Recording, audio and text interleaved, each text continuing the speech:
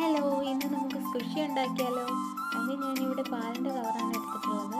നിങ്ങൾക്ക് വേറെ കവറുകളുണ്ടെങ്കിൽ, ഇതുപോലത്തെ കവറുകളുണ്ടെങ്കിൽ അതായാലും മതി. എന്നിട്ട് ഇതിന് ചുറ്റും ഒന്ന് സെല്ലോ ടേപ്പ് വെച്ച് ഒട്ടിച്ചെടുക്കാം. ഞാൻ ഇതിനെ ഒരു ഇമോജി ആക്കി എടുക്കാനാണ് ഉദ്ദേശിക്കുന്നത്. അപ്പം നമുക്ക് ഇമോജി വരയ്ക്കാം.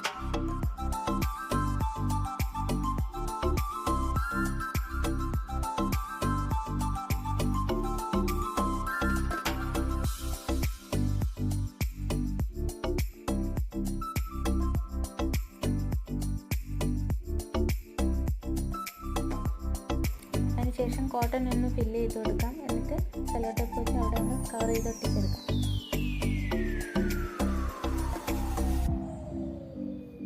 അപ്പോൾ സ്ക്വിഷി ഇവിടെ റെഡി ആയിട്ടുണ്ട്. ഇഷ്ടപ്പെട്ടാൽ ലൈക്ക്, ഷെയർ, സബ്സ്ക്രൈബ് ചെയ്യണേ.